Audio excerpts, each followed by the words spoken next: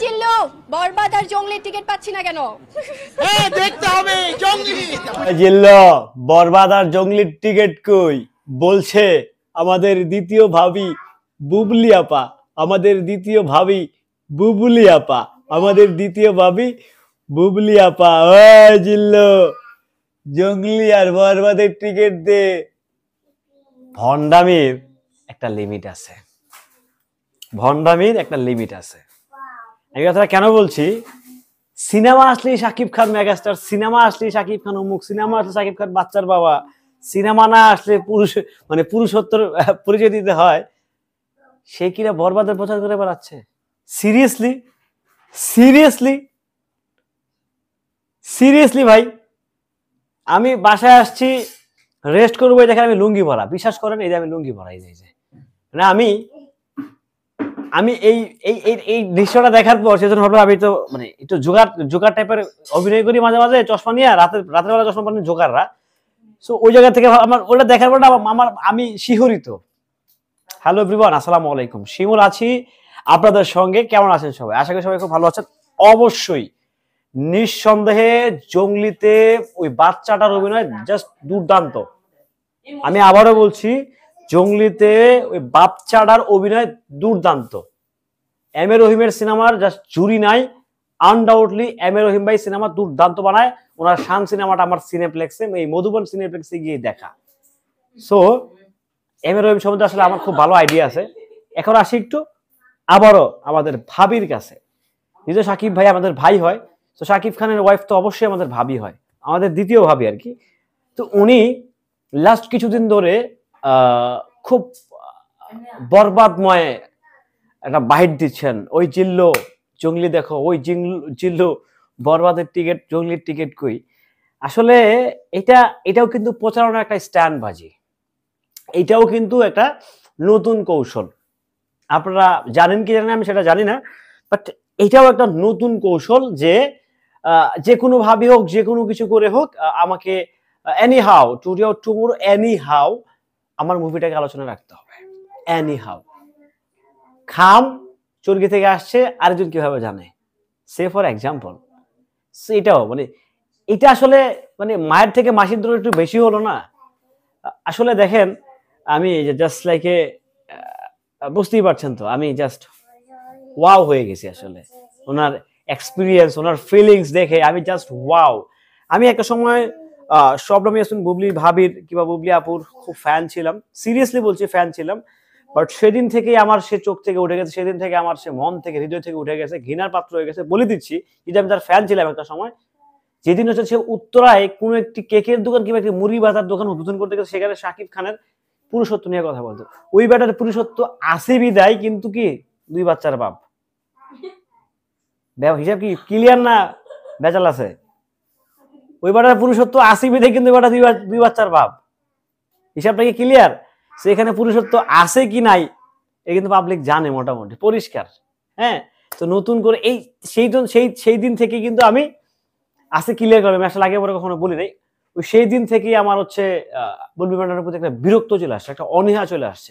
ওনাকে দেখলে জানি কেমন আমার হচ্ছে একটু আমার আমার আসলে উনি প্রয়াত, উনি দুনিয়াতে নেই, আল্লাহ ওনাকে মাফ করুক, ওনার মতো মনে হয়। উনি কে সেটা বলছি না, আবার আরেকজন আছে কিছুদিন আগে ভাগছে, তার মতো মনে হয়। হ্যাঁ, তো বহুরূপী থাকে না, বহুরূপী, সকাল সন্ধ্যা মিথ্যা কথা বলার যে কিছু স্টাইল থাকে, তো আমার কাছে মনে হচ্ছে উনি ভরপুর লেভেলে মিথ্যা কথা বলতে পারেন। মাশাআল্লাহ, এটা খুব ভালো, গুড প্র্যাকটিস। মিথ্যা কথা এমন ভাবে বলা হয় যে মানে এটা জাস্টিফাই করা খুব মুশকিল, যে আসলে কোনটা সত্য কোনটা মিথ্যা, এটা খুব মুশকিল হয়ে দাঁড়ায়। যাই হোক, আমি এই কথাটা কেন বললাম জানেন?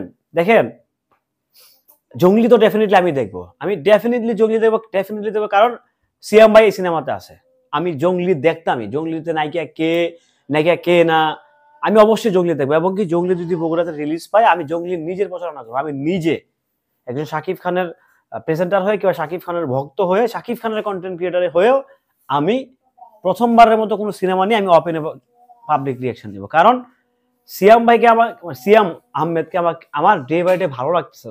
তার অভিনয়, তার অ্যাটিটিউড, তার কথা বলার স্টাইল, তার অং ভং, তার চলাফেরা, তার ভিতরে একটা মানে হিরো একটা ভাব আসতেছে। এখনো পুরোপুরি আসে নাই, বাট সিয়াম আহমেদ আমার কাছে মনে হচ্ছে যে আগামী দিনের সুপারস্টার। সাকিব ভাই তো সারা জীবন আসলে উনি স্টে করবেন না, কিংবা সারা জীবন উনি অভিনয় করবেন না, উনি হয়তো ইন্ডাস্ট্রি কিংবা উনি সিনেমা ছেড়ে দিবেন, উনি আর কতদিনই বা কাজ করবেন।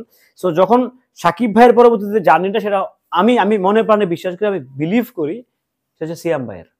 আমি মনে প্রাণে আমি বিলিভ করি ভাই, এটা আমি বিলিভ করি। আপনারা হয়তো ভাবতে পারেন যে হয়তো আমাকে অভি ভাই বেশ ভালো কিছু মাল পানি দিছে, আর সেই জন্য হয়তো হচ্ছে আমি জঙ্গলির খুব ভালোবাসি, না, ব্যাপারটা আসলে এরকম না। দেখা যাক, জঙ্গলি আসুক, দেখি আগে, আমি নিজে আগে দেখবো, দেন তারপরে হচ্ছে অবশ্যই এটার আমি প্রচারণা থাকবো বগুড়াতে, আমি থাকবোই, মাস্ট। হ্যাঁ, তো এই যে মানে এগুলো করা, জঙ্গলির টিকিট নাই, জঙ্গলির টিকিট, হ্যাঁ এটা ঠিক, জঙ্গলির টিকিট ডে বাই ডে জঙ্গলির চাহিদা বাড়তেছে নিঃসন্দেহে, এটা আমি মানি, আমি জানি, আমি যেহেতু খবরাখবর নিচ্ছি সিনেপ্লেক্স মাল্টিপ্লেক্স সিঙ্গেল স্ক্রিনে, হ্যাঁ জঙ্গলির চাহিদাটা বাড়তেছে, সিরিয়াসলি বলছি, জঙ্গলির চাহিদাটা আসলেই বাড়তেছে, সিরিয়াসলি বাড়তেছে। বাট আমাদের ভাবির কথা বলার যে স্টাইল, ও মাই গড, মানে এটা জাস্ট মানে যাতা। যাই হোক, ভিডিওটি কেমন ছিল, বুবলি ম্যাডামের ভক্ত যারা আছেন প্লিজ মাইন্ড করবেন না, আমি কিন্তু কাউকে ছোট করে কথা বলি নাই, আমি ওনারও ফ্যান ছিলাম। উনি সাকিব ভাইয়ের বাইরেও সিনেমা করছে, আমি সিনেমা দেখছি, কিন্তু যখনই ওনাদের কর্মকাণ্ডগুলো মানে প্রকাশ্যে চলে আসলো, তখন আসলে আমি বিরক্ত হয়ে গেছিলাম, বিরক্ত। ওনার মতো একটা ঢাকা ইউনিভার্সিটি থেকে পুরো একটা মেয়ে, এত এত স্মার্ট, এত সুন্দর করে কথা বলে, সেও পাবলিকলি হচ্ছে এসে তার কান্না করা লাগতেছে, সে তো নোয়াখালীর মেয়ে, তার তো অনেক টেকনিক জানা আছে।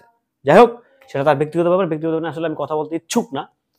যেহেতু আজকে আমার নজরে পড়লো ব্যাপারটা, যে আসলে এটা তো আসলে জাস্ট লেম, মানে পুরোটাই লেম আসলে। এটা এগুলো মানে করে আসলে আলোচনায় থাকা, এটা আসলে আমি এটা বিলিভ করি না আসলে, যে আমার সিনেমা রিলিজ পেয়েছে, আমি হচ্ছে অন্যজনের পছন্দ, আমি এই জিনিসটা বিশ্বাস করি না ভাই। কন্টেন্ট কথা বলবো সবসময়, কন্টেন্ট। আমি এখন একটা কথা বলি, বরবাদ যদি শাকিব খান ছাড়া অন্য কাউকে এটা করানো হতো, সিনেমাটা চলতো না, সুপার ডিজাস্টার হতো এই অ্যারেঞ্জমেন্ট দিয়েই, সিরিয়াসলি বলছি, সুপার ডিজাস্টার হতো। বাট বরবাদের শাকিব খান আসিফ ভাই বরবাদটা চলছে, কারণ সিনেমার গল্পটা আসলে এরকম ভাবেই লেখা হয়েছে, স্ক্রিপ্ট এরকম ভাবে সামনের দিকে আগাইছে। সো যাই হোক, সবকিছু মিলিয়ে হিসাবটা পরিষ্কার, গল্প আসলে আর্টিস্ট নির্ভর। এখন আপনি আমাকে ধাপ করে একটা গল্প ধরে দিতে পারবেন না, ধাপ করে আমার মানে গল্পের প্রয়োজন ছাড়া হচ্ছে আপনি আমাকে খাওয়াইতে পারবেন না।